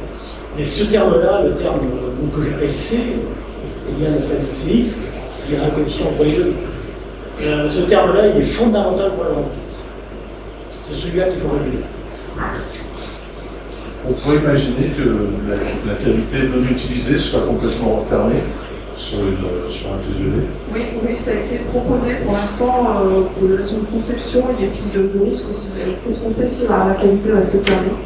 Donc c'est l'ingénierie, ça fait des contrats de maintenance, ça fait des contrats de fiabilité. Donc pour l'instant, c'est quelque chose qui est toujours dans les têtes, mais on n'a pas réussi à le faire passer sur le TGVM pour des raisons de fiabilité. Mais oui, là il y aura un lien entre les qui serait. Et attention, parce que quand TGV, on roule en monophasé, alors on continue, on fait tranquille. Et en monophasé, on roule avec un seul ponton. D'accord? Donc ça veut dire qu'on alimente la motrice arrière, mais il faut aussi alimenter la motrice avant. C'est le ponton arrière qui alimente, il faut la motrice avant. Donc ça veut dire que les équipements de toiture de la motrice avant, enfin une partie au moins, est sous tension. 25 000 volts. 30 et quelque chose de kilovolts en valeur crête. Attention aux isolements. Attention aux phénomènes électrostatiques. Attention. On a beaucoup de contraintes par rapport à ça dans ces domaines. C'est-à-dire que nous, effectivement, on sait mettre un carénage, on sait dire la forme qu'il faut, mais il y a des distances d'isolation électrique et la maintenance. La maintenance aussi. C'est difficile, c'est très difficile. Mais c'est des eaux difficiles pour effectivement, même pour les carénages partiels. Donc oui, donc je disais TGV réseau, on a réduit le CX duplex, on augmente la section des remorques, donc naturellement on a plus de surface de flottement, donc on augmente le CX. Donc là on est à peu près diminué de 4%, là on augmente de 5% quand on est TGV duplex, et encore ils ont été travaillés, parce que la forme vraiment est différente. Finalement les caisses enveloppent de l'hypogie, si ça n'avait pas été fait, on aurait augmenté beaucoup plus. Donc on augmente de 5%, mais finalement c'est pas énorme. L'augmentation de section, normalement je pense qu'on aurait augmenté de 15% à peu près. Si on n'avait pas travaillé la forme et puis l'intégration, les surfaces sont inflorantes, tous ces petits détails font qu'on gagne en traîneau. TGV Océane, donc c'est les TGV qui sont sur le côté atlantique, quand ils ont le service en 2017, ils ont des optimisations aérodynamiques, c'est ce que je disais tout à l'heure. Ça ne se voit pas forcément à l'œil nu, mais notamment dans la qualité ponton, on les voit un petit peu ici, il y a des capotages qui ont été rajoutés, les capots 4, qui permettent de fermer un peu plus la qualité ponton. Et là, on regagne 4% de traînée. Alors, il n'y a pas que ça, mais le gain majeur est ici. Il y a aussi, effectivement, c'est là où on a mis en premier un revers d'eau optimisé. Il y a des pieds de caisse ici, il y a un matériau en nylon avec une forme aérodynamique qui permet de limiter un petit peu les efforts. Et dans la césure motrice au nord, si vous avez l'occasion en venir le regarder, vous verrez il y a des plaques entre les gîtes d'extrémité qui permettent, derrière le logis, il y a des tourbillons qui sont générés, ça permet de casser ces structures tourbillonnaires et du coup de réduire la traînée. Et enfin, le TGVL, donc, qui reprend un petit peu ces optimisations qui ont été mises en place, plus celles que je vous ai montrées tout à l'heure. Et du coup, là, il y a une diminution de 9% de CX. Donc, entre un TGV duplex et un TGVM actuellement, on a gagné 13% de crédit. Est-ce que tu l'as vérifié? Encore par simulation, et les mesures échelle 1 vont avoir lieu à Béline à basse vitesse au mois de mai, et sur la peine bientôt, on aura la vérification si on a les objectifs. Si nos simulations. Sachant qu'au niveau simulation, on a fait des simulations très poussées. Alors, c'est pour le constructeur Astor qui les a fait, avec des géométries très détaillées C'est ce terme-là qui dimensionne la puissance du train, en grande partie.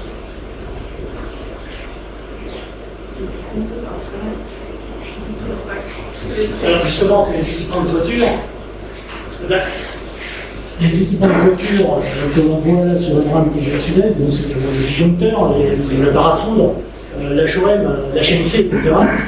Tous ces équipements de voiture qui sont sous tension ont été descendus dans la motrice. Donc ils sont, au lieu d'être sur le toit, ils sont sous le toit. Ça c'est une innovation, ça c'est violent. C'est l'intérêt que ça marche, sinon ils s'en foutent. Donc il faut que ça marche. Donc on voit le disjoncteur ici. On doit avoir un parafoudre qui va être apparent ici. Alors je ne sais pas si c'est l'HMC qui est lui ou ça va être lui l'HMC, et ainsi de suite. Donc voilà, tout est descendu sous le toit. Donc ça veut dire que pour les aérodynamiciens, c'est superbe, ils peuvent cacher la toiture, juste le ponton qui sort encore, mais bon, il n'y a que ça. Mais tout le reste est descendu. C'est ça une des grandes innovations du TGVN, c'est ça. Il y aura encore un truc qui apparaît, mais c'est une brique. Voilà, ça c'est la réalité dans une motrice. Donc c'est comme, comment dire, les anciens, le bloc commun, des choses comme ça, ils se rappellent. Là, c'est un bloc acheté qui est descendu dans la motrice. Pareil, D150 ou TGV classique, c'est un moteur accroché à la caisse et une transmission avec cardan et tripode pour transmettre les formes moteurs aux roues. TGV AGV, pour le TGV italien, ou l'AGV, c'est un petit moteur qui est descendu dans le bogie et qui a une transmission quasiment directe avec un petit réducteur vers la roue. Pourquoi la solution TGV est comme ça? Parce que, encore en 55, c'était tenter d'alléger le bogie et qu'il n'y ait pas de masse non suspendue sur le bogie, de façon à avoir un bogie lourd qui puisse agresser les voies quand on va vite. Donc, les concepteurs du TGV ont dit, bah ouais, encore du 55, ok d'accord, on va accrocher le moteur à la caisse, comme ça il est accroché à la caisse, il n'est plus dans le bogie. Et tous les TGV jusqu'à maintenant sont faits avec cette conception-là. Moteur accroché à la caisse, un réducteur, une tripode à cardan pour pallier les mouvements de la caisse et du bogie, et un réducteur sur le bogie. Et la rame B150 avait ces deux solutions. La solution sur le poste, TGV classique, donc la TGV classique, et la solution sur la remorque arcade, qui est une solution type AGV. Ici, on est les collègues du TGV M, TGV Varin et TGV M, comme ils disent, ils ont fait le compromis des deux. Ils ont choisi le moteur asynchrone. Ils l'ont réduit un peu en puissance grâce à Eliane, qui a amélioré son terrain aussi, donc on peut réduire la puissance du train. Donc le moteur, au lieu de faire 200 kW, il va en faire 1000. Les gars, ils ont fait des progrès, il va faire plus qu'une petite tonne. Donc on peut le descendre dans le bogie et utiliser la transmission de la GE. C'est le compromis des deux. D'accord ? Et le moteur dans le bogie, il est presque pas plus lourd que des disques de frein avec leur garniture. C'est les mêmes ordres de grandeur, les masses. D'accord ? Donc ça veut dire que le bogie TGV-M devrait être au moins aussi stable qu'un bogie de remorque de TGV. À voir. Ça, c'est une autre innovation du TGV. Le compromis des deux. Okay. Alors, le truc qui est super, bon, si vous connaissez, le truc qui est super. Alors là, on y va. Vous le savez, je suis sûr que vous le savez. Nous avons aussi le record du monde de vitesse de freinage. Si, vous le savez ça. Hein. On a mis, je crois, 16 km pour s'arrêter. À 506 km/h, freinage d'urgence. Donc une delta P, enfin une delta P, la CG ouverte, donc pression maximale. Les disques de frein de la remorque ont bossé. Ils sont montés à environ 600 degrés, à peu près. 800 même. Il était à vous, il était à côté. 800 degrés, ça a bien chauffé. Mais ce qu'on s'est rendu compte, que ces disques de frein, avec les garnitures que l'on avait testées pour le record, et qui étaient montées pour le record, ces garnitures et ces disques de frein-là étaient capables de dissiper beaucoup de mégajoules.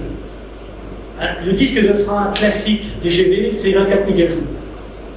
Là, ici, pour le record, on avait pu dissiper environ 35 ou 36 mégajoules. D'où l'idée de tout le monde après derrière. On a un disque de frein de trop. On va monter en puissance, on va le faire dissiper 30 mégajoules. On peut enlever un disque, on allège le bogie. Parce que les disques et garnitures, c'est quand même quelques dizaines de kilos, on peut avoir une trentaine de kilos. Facile. On allège le bogie, on met plus que 3 disques de frein. D'un point de vue aéro, c'est pas plus mal. Il y a moins d'air qui va être freiné en dessous.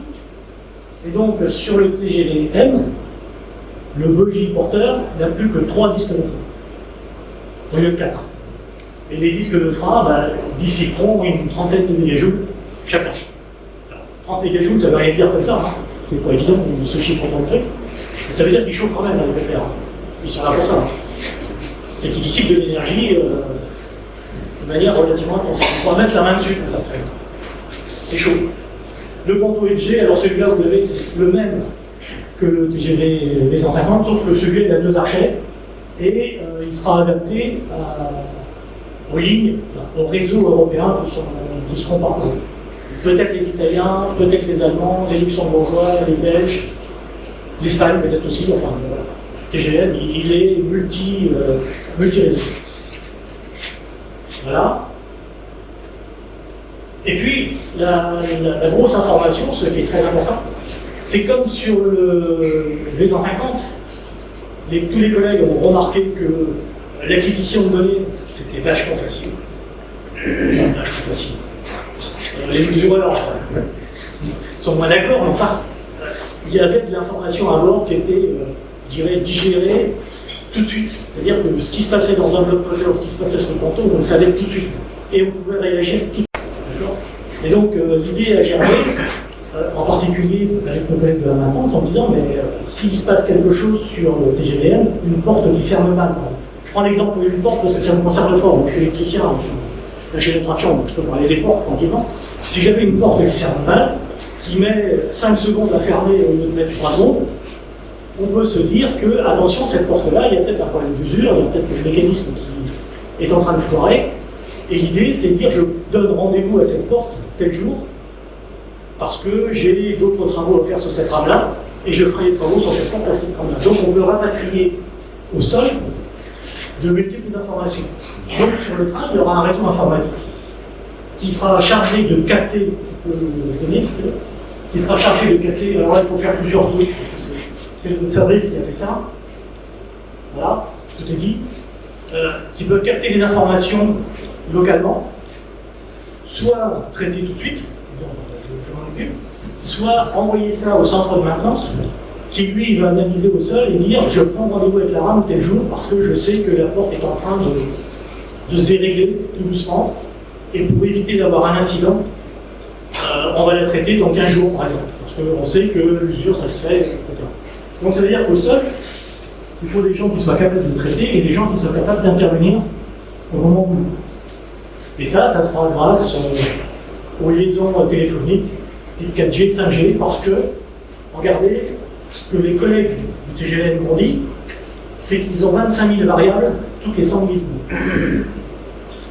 S'ils les envoient tous au sol, déjà ça va charger le réseau, ça va charger le centre de maintenance qui sera obligé quand même de regarder, ça va faire des bases de données immenses, parce que quand vous avez une rame, c'est vachement facile, quand vous avez 2 rames, c'est 2 fois plus difficile.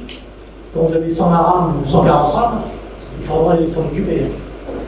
Et donc il faut des gars au sol qui puissent analyser et comprendre tout ce que la rame va cracher. Parce que là, elle le crache. Elle ne se gêne pas. Si vous lui demandez, elle y va. Donc ça, c'est aussi une autre innovation du TGVM. Mais c'est moderne.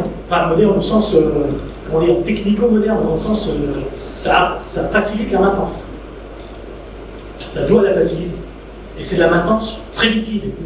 De moins en moins de la maintenance corrective. Et d'accord, hein? Alors, les objectifs du TGVM, c'était moins 20% d'énergie. Donc avec les travaux de l'Iliane, ils vont peut-être y arriver. De manière, ils sont obligés. Ils auraient vu la puissance du moteur. Ils sont obligés. Moins 30% des frais de maintenance. On espère qu'ils vont y arriver. Enfin, nous on espère. Le télédiagnostic devrait contribuer à ça. Et puis, forcément, c'est un objectif, le train sera vachement plus fiable que les autres. Normal. Et il sera beaucoup plus sûr que les autres. Et normal. Voilà.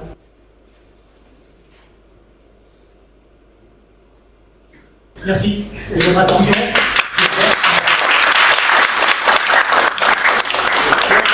Vous n'avez pas eu beaucoup de questions, là? Vous en avez d'autres?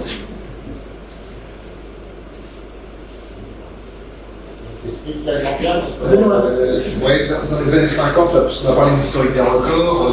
Dans les années 50, c'était l'époque, effectivement, c'est les recherches de la SNCF concevaient quasiment. Et après ça, les constructeurs, enfin, j'ai un peu suivaient. Est-ce qu'aujourd'hui, à quel niveau on est rendu par rapport aux constructeurs qui proposent, ou est-ce que c'est qui. On est à part ça de recherche et les constructeurs aujourd'hui par rapport à autrefois? Ça dépend. Moi, ça fait quand même 10 ans que j'ai quitté la maison, donc je ne peux pas trop répondre à cette question, ça répond peut-être aussi bien. Mais je vais dire que ça s'est inversé. Ça s'est un peu inversé. Par exemple, pour les matériels régionaux, ça s'est inversé. C'est assez clair. Pour les locomotives, ça s'est inversé aussi. Pour le TGV, pas tant que ça. Enfin, pour la grande vitesse, pas tant que ça. Aujourd'hui, il y a eu, avec Alstom, alors je ne sais plus depuis combien, 2015-2016 par là, il y a eu un partenariat d'innovation avec Alstom.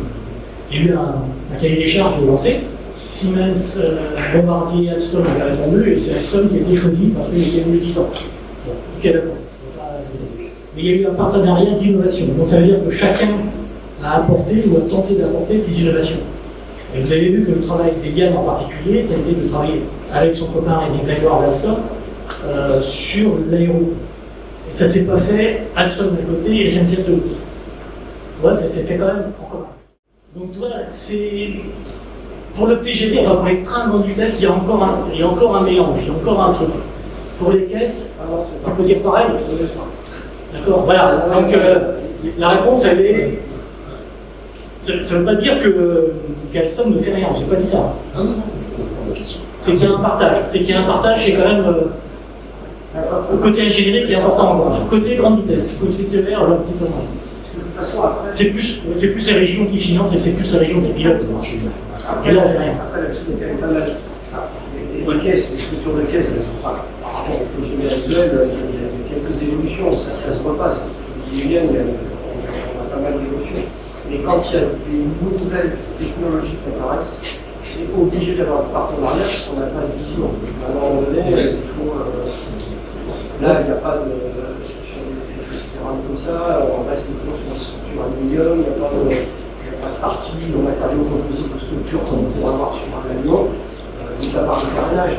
Et donc, il y a pas mal d'études de fait, alors pas forcément sur la grande vitesse, on a fait aussi sur les matériaux régionaux, sur les matériaux moyens, qui veut dire comment on peut introduire des parties plus légères. De toute façon, l'objectif c'est toujours de réduire la masse. Il faut réduire la masse. C'est voir quels sont les matériaux qu'on peut mettre pour réduire la masse. Là, on reste sur des technologies qui sont connues, où on gagne quand même, il y a quand même des gains très importants sur le soudage, parce que les technologies de soudage maintenant sont vraiment différentes, on peut l'avoir, mais il reste sur les technologies. Alors les grosses évolutions, c'est ce que dit Eliane, c'est la partie composite, carénage et autres, mais il y a des améliorations qui sont immédiates, parce qu'on a les données et qu'on peut faire la simulation de règles, et qu'on peut améliorer. Une autre question? Profitez-en, hein.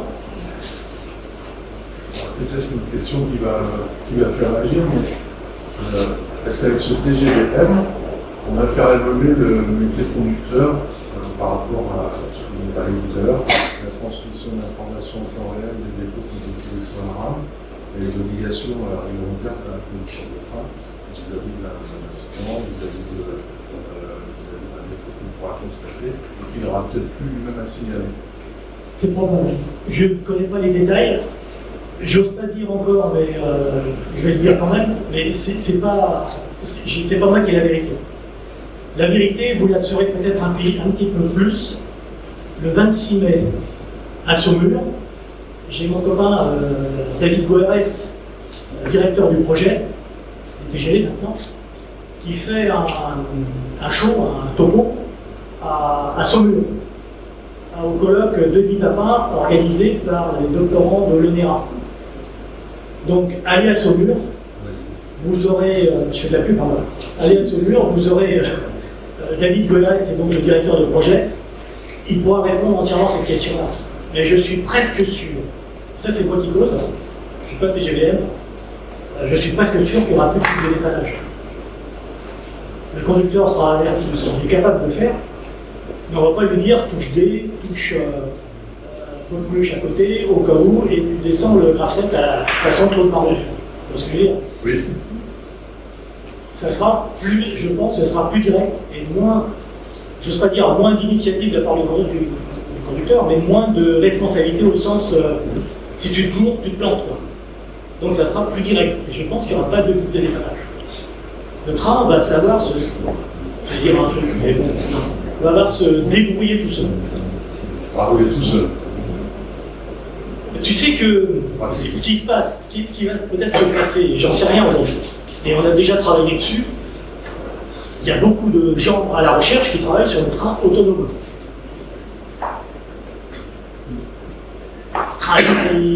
Sur une LGV, c'est tellement facile de dire au train, tu te débrouilles, tu as la TVM, tu as toutes les indications, tu sais où tu es, tu as les limites de vitesse, tu sais où tu vas, tu regardes la fiche horaire, tu connais le profil. Eh bien écoute, cher train, débrouille-toi, et moi conducteur, je suis derrière, je peux reprendre la main au cas où je vois une anomalie, un truc, un machin qui foire. D'accord? Donc c'est peut-être ça qu'il y aura là-dedans. Mais j'en sais rien. Mais je te dis, c'est la tendance. Aujourd'hui, c'est vraiment franchement la tendance. Il y a des gens à Rayenium, par exemple, qui travaillent sur l'intelligence artificielle, sur des trucs. Un jour, ça va se déplacer, puis ça va venir dans le réel. C'est clair. Et ce train-là, il est tout jeune, hein. Il a 40 ans de vie devant lui. Dans 40 ans, qu'est-ce qui se passera? Et ça ne peut pas se faire. On le fait sur la route et dans les airs déjà. Voilà. Donc, parce que moi, ça ne m'étonnerait pas que ça se perd. Ça ne se dit pas très fort aujourd'hui, parce que c'est peut-être pas le moment. Mais à mon avis, ça pourra. Alors, la concurrence ferroviaire, quand on a aujourd'hui les fletchés, est-ce que c'est un concurrent direct pour le Frecciarozia, par exemple, des FS? Est-ce que ce train peut être conduit, par exemple, autant par un agent italien que par un... Probablement, oui. C'est un train européen. Probablement. Oui, tout à fait. Il pourrait être conduit tout à fait autant par un agent des FS que des... Là, regarde nos TGV Post, regarde les Eurostars, regarde tout ça. Il n'y a aucune raison. Regarde les PLT qui vont sur Milan, regarde tous ces trains-là. La conduite est partagée. Un duplex à 4700 qui va en Suisse, il y a les conducteurs suisses qui conduisent. Donc ça se partage. Hein. Enfin, ce train-là, maintenant, il répond à l'ERTMS, il répond à, comment ça s'appelle, au STI, il répond à tout ça. Hein. Donc il est bon pour l'Europe. Donc il va concurrencer un peu le Frecciarozia, pourquoi pas? Si là, ce que tu racontes à des avancées, c'est quelque chose. Si les commerçants le veulent, enfin si les commerçants, comment il faut les appeler? Les commerciaux. Et si les commerciaux le veulent, oui. C'est évident. Ouais. Ah non, c'est un train qui est très ouvert. Attends, le public pour les conduite, maintenant c'est plus comme avant où je te mets les 20 kilos, où je te mets le truc, et je dois faire ceci, je dois faire cela. C'est un pupitre international. Hein. Une cabine centrale en plus. Donc tu vois, il peut aller partout. Et il sera couplé, on pourra le coupler en lui-même pour un maximum? Ah non, il sera couplé à lui-même avec lui-même. Enfin, avec lui-même. C'est-à-dire? Avec les TGV M. Parce que là, le réseau informatique n'est plus le plus vaste que le réseau informatique. C'est que entre TGVM. C'est un TGVM, voilà. Il sera couplable avec un autre TGVM, oui. C'est ça, c'est ça. Mais ça, on va voir. Il faut que les autres ils acceptent. Vous êtes d'accord? Oui. Ça marche. Je vois sur ta photo là. C'est une photo de la Effectivement. J'en ai pas d'autres. Cette remorque, c'est la version définitive. Il y aura 7. Non, c'est la version d'essai, ça. Ah, c'est ça, c'est la version. Normalement, c'est la version qui est prévue pour la France, c'est 9 prototypes. 9, Voilà. c'est modulable. D'accord. C'est modulable. D'accord. Oui, c'est pour ça qu'il a le live, un train modulaire. D'accord. Les motrices se raccourcissent, les remorques le sont aussi un petit peu. Et donc il fait 204 mètres de long. Il est un petit peu plus long que le normal TGV, avec les 9 voitures.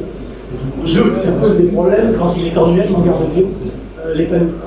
Genre, bien sûr, un aspect, une des premières conférences que tu nous avais faites, c'était des avantages et inconvénients entre le motrice ou l'autorisation répartie. Donc là, effectivement. Là, c'est une motorisation répartie, un peu devant, un peu derrière. Un peu derrière, mais, voilà, on en reste, pour l'instant, version française, on en reste motrice et remorque. Bien séparé. On le confond des voyageurs pour la maintenance et pour ouais. Et est-ce qu'au point de vue aérodynamisme, une motorisation répartie, c'est moins performant qu'une motorisation motrice, plus remorque ou ce que. Je dirais que ce concept-là est pas mal. Après, on n'a jamais fait le comparatif vraiment, parce que du coup, un bougie moteur va être moins transparent qu'un bougie porteur finalement. Mais là, ce qui peut impacter, c'est les équipements dans la zone interface. Je ne suis pas sûre que c'est un impact que ça à voir. Donc, ce qu'il y a, tu sais, où sont les parties électriques là. Et elles sont concentrées. C'est-à-dire que plutôt que de les étaler un peu partout et de mettre du câblage pour les relier, là, tu sais où elles sont. Et tes câblages sont plus hauts. Sur l'ICE, je crois qu'il y avait une centaine de mètres de câblage de puissance. Quand même. Pour faire les allers-retours du ponto, du géomoteur, de champion, de machin, de transfo, des moteurs de traction et tout ça. Et l'ICE, il est à l'un niveau. Là, on est à 2 niveaux. Comment faire de la motorisation répartie à 2 niveaux? C'est pas si évident que ça. Alors, si tu peux mettre sur les bogies, mais tu as vu le câblage, il faut les passer. Déjà que le câblage de toiture, Là, on va en voiture. Et en voiture, ça embêtait bien. Voilà. Si on pouvait rentrer plus loin. Et donc, si maintenant tu veux encore des câblages de tension pour alimenter des moteurs, c'est pas fait, j'ai compris. Pourquoi les essais ont produit en France? Parce que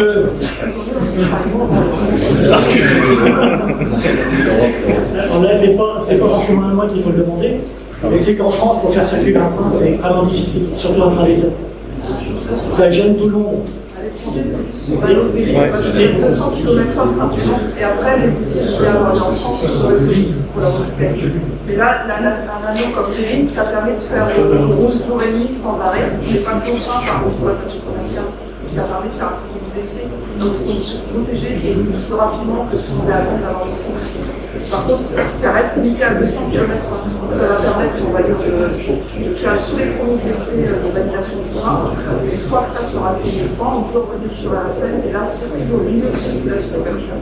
On n'a pas d'avion en France suffisamment grand pour les essais. Les essais à Véline, c'est beaucoup plus souple pour la mise au point des réglages, les premiers tours de roue. Ils peuvent travailler quand ils veulent, ils ont un pour eux. Donc dès qu'ils ont une idée, ils peuvent aller en ligne et travailler.